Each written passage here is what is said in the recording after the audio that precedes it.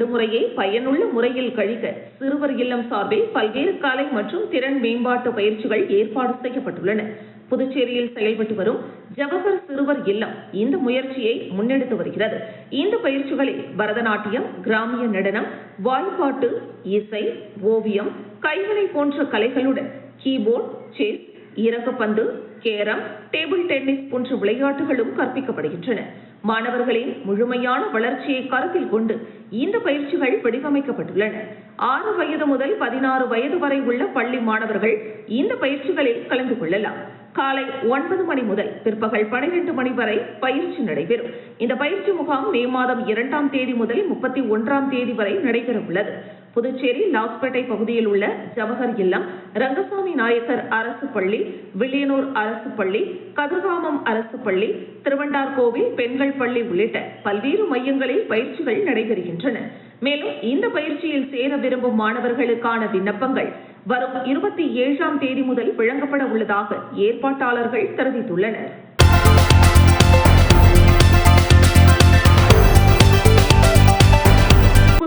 கருவடிக்குப்பம் பகுதியை சேர்ந்தவர் 55 வயதான பாலு. இவர் தனக்கு சொந்தமான டாடா ஏஸ் வாகனத்தை வைத்து லோடு ஏற்றி செல்லும் பணி செய்து வருகிறார். இவர் தினமும் தனது பணிகளை முடித்துவிட்டு வாகனத்தை காமராஜர் சாலையில் ஓரமாக நிறுத்திவிட்டு செல்வதை வழக்கமாக கொண்டுள்ளார். அதன்படி கடந்த 13ஆம் தேதி இரவு பாலு தனது டாடா ஏஸ் வாகனத்தை காமராஜர் சாலையில் நிறுத்திவிட்டு வீட்டிற்கு சென்றார். பின்னர் மறுநாள் காலை தனது வாகனத்தை பணிக்கு எடுத்து செல்ல வந்தபோது நிறுத்தப்பட்டிருந்த இடத்தில் வாகனம் மாயமாகி இருப்பதை கண்டு அதிர்ச்சி அடைந்தார். தொடர்ந்து இதுகுறித்து உருளையன்பேட்டை காவல் நிலையத்தில் பாலு புகார் அளித்தார். அதன் அடிப்படையில் வழக்கு பதிவு செய்த காவல்துறையினர் அப்பகுதியில் பொருத்தப்பட்டிருந்த சிசிடிவி காட்சிகளை ஆய்வு செய்தனர்.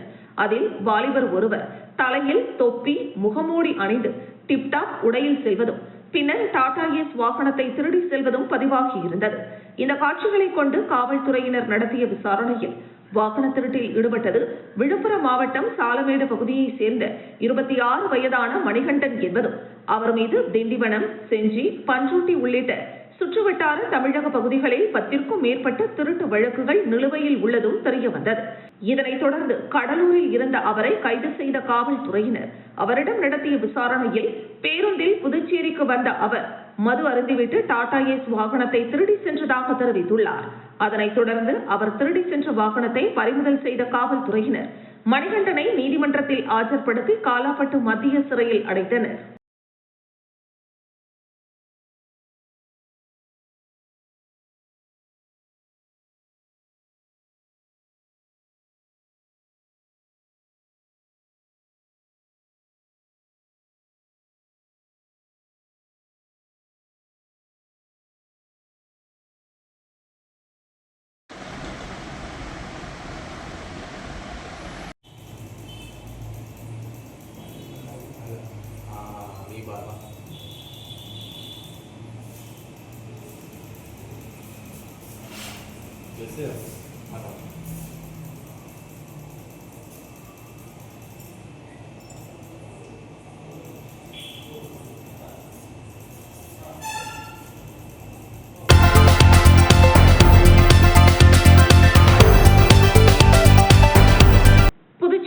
பள்ளி, கல்லூரி மாணவர்கள் மற்றும் தொழிலாளர்களை குறிவைத்து தடை செய்யப்பட்ட புகையிலை பொருட்களை விற்பனை செய்து வந்த நபரை காவல்துறையினர் அதிரடியாக கைது செய்தனர். அவரிடமிருந்து 1.5 லட்சம் ரூபாய் மதிப்பிலான பொருட்கள் பறிமுதல் செய்யப்பட்டன. முதுநிலை காவல் கண்காணிப்பாளர், சட்டம் மற்றும் ஒழுங்கு கலைவாணன் உத்தரவின் அடிப்படையில் வடக்கு பிரிவு காவல் கண்காணிப்பாளர் வம்சிதர் ரெட்டி மேற்பார்வையில் காவல்துறையினர் தீவிர கண்காணிப்பில் ஈடுபட்டனர். ரோந்து பணியில் இருந்தபோது தன்வந்திரி காவல் சரகத்திற்குட்பட்ட திருப்பூர் குமரன் வீதியில் உள்ள குடோனில் சந்தேகத்தின் அடிப்படையில் ஒருவரை பிடித்து விசாரணை மேற்கொண்டனர். விசாரணையில் கொசப்பாளையத்தை சேர்ந்த 50 வயதான மாரிமுத்து என்பது தெரிய வந்தது. அரசு தடை செய்யப்பட்ட புகையிலை பொருட்களை மாணவர்கள் மற்றும் தொழிலாளர்களுக்கு அதிக லாபத்திற்காக விற்பனை செய்து வந்ததை ஒப்புக்கொண்டார். அவரது குடோனில் நடத்தப்பட்ட சோதனையில் பல்வேறு வகையான புகையிலை பொருட்கள் பறிமுதல் செய்யப்பட்டன. இதன் மொத்த மதிப்பு சுமார் 1.5 லட்சம் என கணிக்கப்பட்டுள்ளது. இந்த சம்பவம் தொடர்பாக வழக்கு பதிவு செய்யப்பட்டு கோட்பா சட்டம் மற்றும் சிறார் நீதி சட்டத்தின் கீழ் நடவடிக்கை எடுக்கப்பட்டுள்ளது.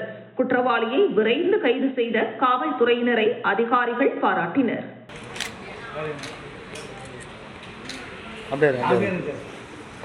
எப்படியாம்மா கொஞ்சம் லைட்டாக நவருமா? ஒரு நிமிஷம் ஓகேவா சார்?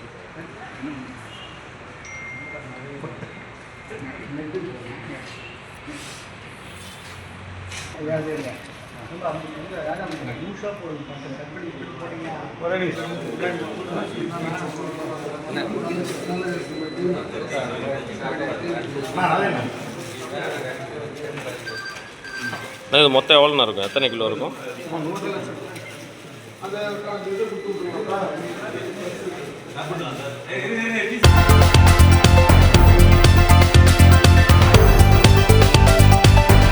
புதுச்சேரி பாரதிய ஜனதா கட்சியின் சார்பாக பெண்களுக்கான 33% இடஒதுக்கீடு மசோதாவை பாராளுமன்றத்தில் எதிர்த்த திமுக, காங்கிரஸ் மற்றும் இந்தியா கூட்டணியை கண்டித்து சுதேசி மில் முதல் பழைய பேருந்து நிலையம் வரை மாபெரும் பேரணி நடைபெற்றது.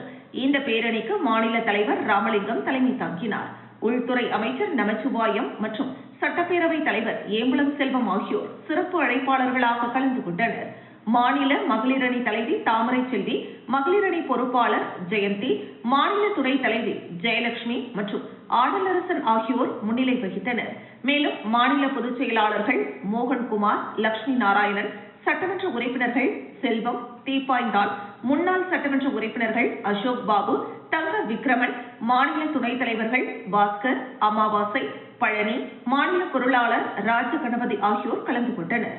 மேலும் அணி தலைவர்கள் பாரதி மோகன், கோவேந்தன், வில்லியனூர் மாவட்ட பொறுப்பாளர் வெற்றி செல்வம், மாவட்ட தலைவர்கள் உலகநாதன், கிருஷ்ணராஜ், அனிதா, சுகுமார், முருகதாஸ், ஊடகத்துறை தலைவர் நாகேஸ்வரன், சமூக ஊடக தலைவர் கார்த்திகேயன், பிரிவு இணை பொறுப்பாளர் வேல்முருகன், மகளிரணி பொதுச் செயலாளர்கள் விஜயலட்சுமி, பிரியா உள்ளிட்டோர் மற்றும் தொகுதி தலைவர்கள் மற்றும் 5000த்திற்கும் மேற்பட்ட பெண்கள் கலந்து கொண்டு எதிர்க்கட்சிகளை கண்டித்து கோஷங்களை எழுப்பினர்.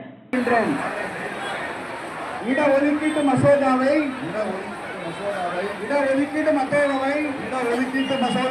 தேர்தல் செய்த காங்கிரஸை கண்டிக்கின்றோம். திமுகவை கண்டிக்கின்றோம். இல்ல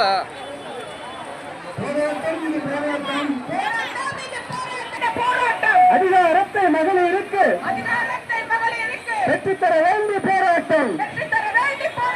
பெற்றுத் தருவோம்.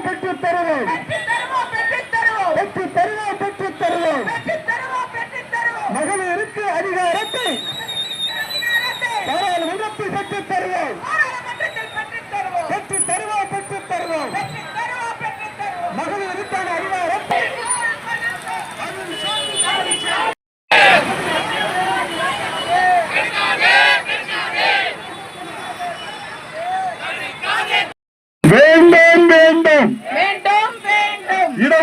வேண்டும். இடஒதுக்கீடு வேண்டும். புதுவை விட்டு அடிப்போம். மகிழ்கிறோம். மகளிருக்கு 33%.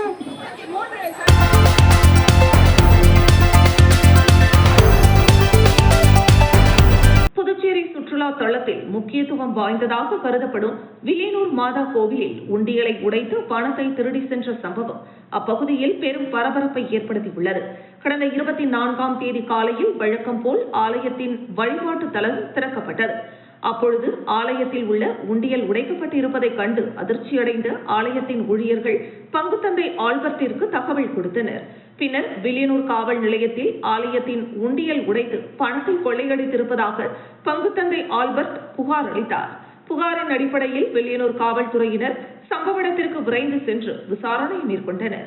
இதில் அப்பகுதியில் பொருத்தப்பட்டிருந்த சிசிடிவி கேமராவை ஆய்வு செய்ததில் தமிழக தேர்தல் நடைபெற்ற அன்று 23ஆம் தேதி நள்ளிரவில் மர்ம நபர் ஒருவர் கதவை உடைத்து உண்டியலை உடைத்திருப்பது தெரியவந்தது. தீவிர விசாரணை மேற்கொண்டதில் ஆலயத்தின் பின் கதவை இரும்பு கம்பியால் உடைத்து உண்டியலை உடைத்து பணம் கொள்ளையடிக்கப்பட்டுள்ளது. சுமார் 50,000த்திற்கும் மேல் பணம் இருந்திருக்கலாம் எனவும் பல நாட்களாக கண்காணித்து இந்த குற்ற சம்பவத்தில் ஈடுபட்டதும் காவல்துறையின் விசாரணையில் தெரியவந்தது. மேலும் திருடனை பிடிக்கும் முயற்சியில் வில்லியனூர் காவல்துறையினர் மற்றும் குற்றப்பிரிவு காவலர்கள் தீவிர விசாரணையில் ஈடுபட்டு வருகின்றனர்.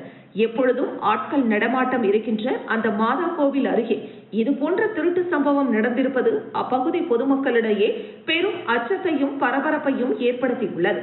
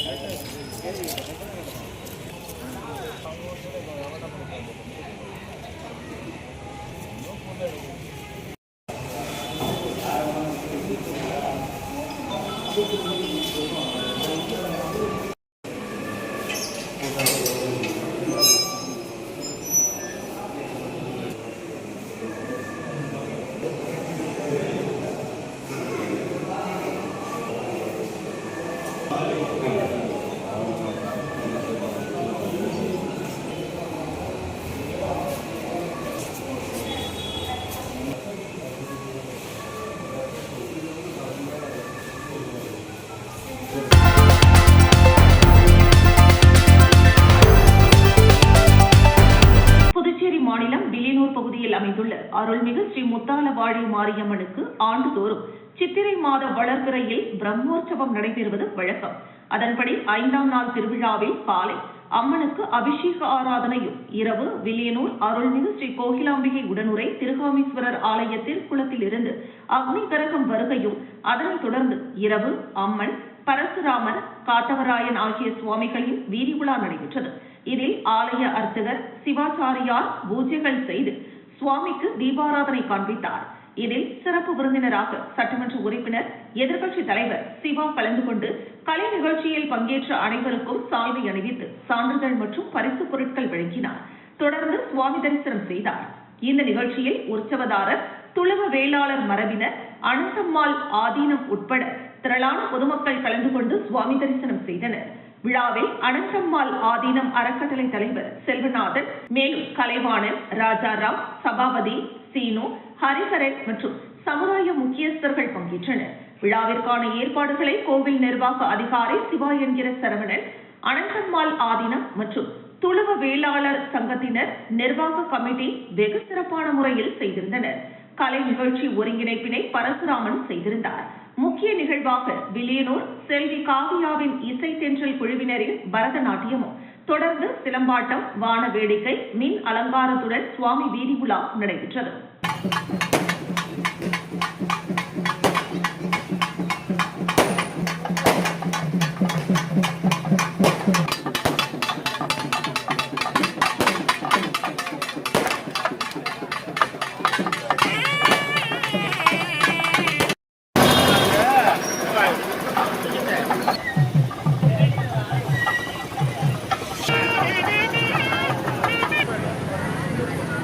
அப்ப இங்க பாருங்க.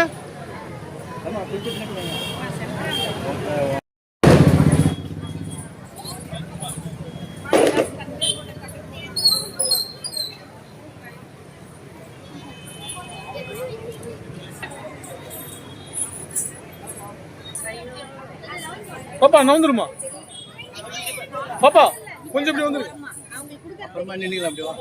கொஞ்சம் இப்படி வந்துருங்க.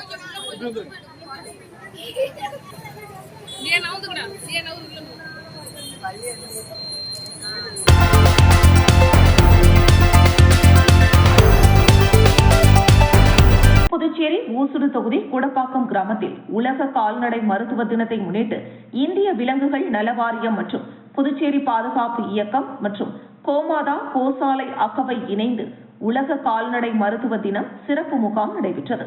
இந்த முகாமிற்கு புதுச்சேரி கால்நடைத்துறை இணை இயக்குநர் டாக்டர் குமரவேல் சிறப்பு விருந்தினராக பங்கேற்று கால்நடைகளை வைத்திருக்கும் விவசாயிகளுக்கு தற்போதுள்ள தட்பவெட்ப நிலை மற்றும் கால இடைநிலை மாற்றம், இதனால் செல்ல பிராணிகள் மற்றும் கறவை மாடுகள், கால்நடை அனைத்திற்கும் ஏற்படுகின்ற நோய் தொற்றில் இருந்து உயிரினங்களை எவ்வாறு பாதுகாக்க வேண்டும், என்னென்ன உணவுகள் அளிக்க வேண்டும் போன்றவற்றை எடுத்து கூறியதை தொடர்ந்து செல்ல பிராணிகளுக்கு தடுப்பூசி மற்றும் இலவச சிகிச்சை அளிக்கப்பட்டது. இந்த உலக மருத்துவ தினத்தை முன்னிட்டு நடைபெற்ற முகாமில் சிறப்பு அழைப்பாளராக பெங்களூர் மாநில கால்நடை மருத்துவர் அப்துல் சலாம் மற்றும் மருத்துவர்கள் சங்கீதா, பாலாஜி, சபரி, சங்கரநாதன், சுந்தரி, முத்து, லாவண்யா, கிருபாகரன் ஆகியோர் கலந்து கொண்டனர். மேலும் முகாமில் கலந்து கொண்ட அனைத்து கால்நடை உரிமையாளர்களுக்கும் செல்ல பிராணி வளர்ப்பவர்களுக்கும் ஊட்டச்சத்து மருந்துகள் மற்றும் தாது உப்பு கலவைகள், பருவத்திற்கு வரும் ஹார்மோன்கள், ஒட்டுண்ணி நீக்குவதற்கான மருந்துகள் ஆகியவை இலவசமாக வழங்கப்பட்டது. நான் டாக்டர் குமாரவேல், கால்நடைத்துறை இணை இயக்குநராக இருக்கின்றேன். இன்ற காலகட்டத்தில் இந்த கோடை வெயிலில் கால்நடைகள் குறிப்பாக கறவை மாடுகள்லாம் பால் உற்பத்தி திறனை கொஞ்சம் எடுப்பதற்கான வாய்ப்பு இருக்குது. என்ன காரணம்னா இதில் இந்த கிளைமேட்டில் அதிகமான வெயில் இருக்குது. ஆக இந்த சூழலில் மாடுகளுக்கு சன்ஸ்ட்ரோக் வருவதற்கான வாய்ப்பு அதிகமாக இருக்குது. ஆக இதை நம்ம தவிர்ப்பதற்கு என்ன செய்யணும்னா, கால்நடைகளுக்கு நம்ம தொடர்ச்சியாக இந்த தண்ணீரை வைக்கணும். 1, நிழல் தரும் இடங்கள்லாம் கால்நடைகளை கட்டி வைக்கணும்.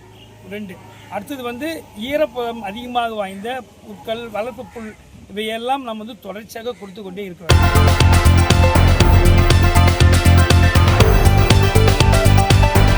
தமிழகத்தில் சட்டமன்ற தேர்தல் கடந்த 23ஆம் தேதி நடைபெற்ற நிலையில் பொதுமக்கள் கடந்த சட்டமன்ற தேர்தலை விட இந்த சட்டமன்ற தேர்தலில் அதிகப்படியான வாக்குகள் பதிவு செய்துள்ளனர். இதன் செயல்பாடுகளை பொதுமக்களிடையே கேட்டபோது இந்த சட்டமன்ற தேர்தலுக்கு அரசானது SIR என்ற சட்டத்தை அமல்படுத்தி வாக்காளர்கள் பட்டியலை சரி செய்தனர். இதன் காரணமாக 2 ஓட்டுகள் உள்ள நபர்கள் மற்றும் ஊரில் இல்லாத நபர்கள், மேலும் இறந்தவர்களின் தகவல் போன்ற அடிப்படைகளை சரி செய்ததால் வாக்காளர் பட்டியலில் சரியான நபர்கள் வாக்கு செலுத்தும் எண்ணம் உருவாகியது.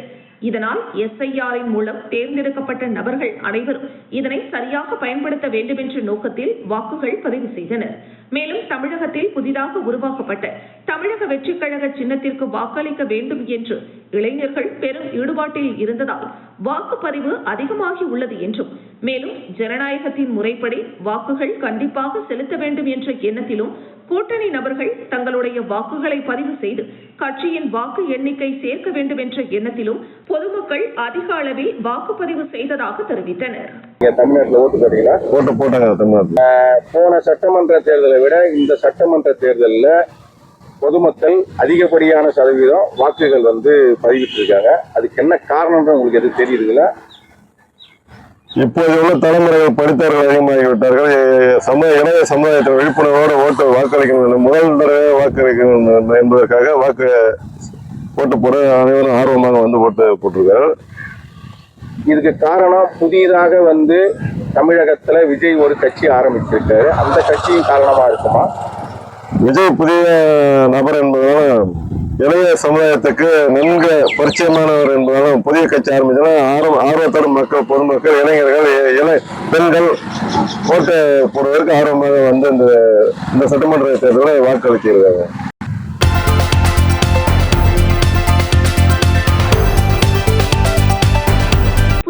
மாநிலம் பாகூர் பகுதியில் மத்திய அரசால் தொடங்கப்பட்ட 100 நாள் வேலை திட்டத்தில் பணிபுரியும் தொழிலாளர்களிடம் ராஜீவ்காந்தி பஞ்சாயத்து ராஜ் சங்கத்தின் மாநில தலைவர் அமுதரசன் தலைமையில் மாநில துணைத் தலைவர் கோவிந்தன் மற்றும் மாவட்ட துணைத் தலைவர்கள் தாண்டவராயன், மூர்த்தி, மாவட்ட பொதுச் செயலாளர்கள் ஆறுமுகம், நாராயணசாமி, மாவட்ட செயலாளர் அஞ்சாப்புலி, தொகுதி செயலாளர்களின் முன்னிலையில் 100 நாள் வேலை திட்டத்தை காங்கிரஸ் அரசானது மகாத்மா காந்தி ஊரக வளர்ச்சி திட்டத்தை கொண்டு அதில் அனைத்து நபர்களுக்கும் வேலை வழங்க வேண்டும் என்ற நோக்கத்தில் கொண்டு வந்தது. அதனை தற்போது பாரதிய ஜனதா கட்சி பிரமுகர்கள் 100 நாள் வேலை திட்டத்தின் பெயர் மாற்றப்பட்டது.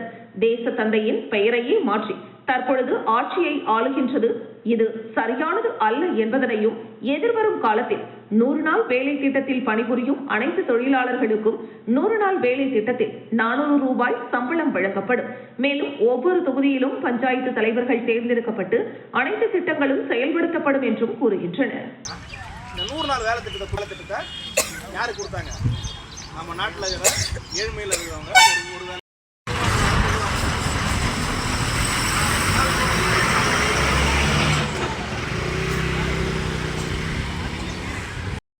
உரிமை உங்களுக்கு கிடைக்கணும் இல்லைங்களா? அது கிடைக்கிறது. எனது பேர் அமுதரசன். நான் ராஜீவ்காந்தி பஞ்சாயத்து ராஜ் சங்கத்தின் மாநில தலைவராக புதுச்சேரியில் இருக்கிறேன். இன்றைய தினம் பார்த்தீங்கன்னா பஞ்சாயத்து ராஜ் தினம் சொல்லுவாங்க. ஏப்ரல் 24 பஞ்சாயத்து ராஜ் தினம். இன்று பாகூரில் உள்ள ஒரு 100 நாள் வேலை திட்டத்தை பற்றி பேச வந்திருக்கிறேன். இன்றைய தினம் பார்த்தீங்கன்னா பஞ்சாயத்து ராஜ் தினம் சொல்லுவாங்க. ஏப்ரல் 24 பஞ்சாயத்து ராஜ் தினம். இன்று பாகூரில் உள்ள ஒரு 100 நாள் வேலை திட்டத்தை பற்றி பேச வந்திருக்கிறேன். இன்றைய தினம் பார்த்தீங்கன்னா பஞ்சாயத்து ராஜ் தினம் சொல்லுவாங்க. ஏப்ரல் 24 பஞ்சாயத்தில் 100 நாள் வேலை திட்டத்தில் இருக்கிற 100 நாள் வேலை செய்கிற பயனாளிகளை சந்தித்து இந்த 100 நாள் வீடு சம்பந்தமான விழிப்புணர்வு ஏற்படுத்தணும். அந்த விழிப்புணர்வில் பார்த்தீங்கன்னாக்கா இந்த மகாத்மா காந்தி 100 நாள் வேலை திட்டம் என்பது மகாத்மா காந்தியின் பெயரில் இவ்வளோ காலமாக செயல்பட்டு கொண்டிருந்தது. ஒரு குறிப்பிட்ட மாதத்துக்கு முன்பாக அந்த திட்டத்தை இன்று ஆளும் பிஜேபி அரசானது திட்டத்தின் பெயரை மாற்றிவிட்டது. இங்கே மகாத்மா காந்தியோடைய பெயரை மாற்றுறது இல்லாமல் அந்த 100 நாள் வேலையை கூட சரிவர இந்த மக்களுக்கு கிடைக்கல, இது வரைக்கும் கிடைக்கல. அவங்கள்ட்ட வந்து கேட்குறப்ப அவங்க சொல்கிற விஷயம் என்னென்னா 100 நாள் வேலையும் தரல, அது இல்லாமல் வந்து அவங்கள வந்து ஃபோட்டோ எடுக்கிறன்ற பேரில் அவங்க கண்ணு விழல, காது விழல, கை விழல அப்படின்ட்டு அவங்கள இன்னும் அலக்கழிக்கிச்சு.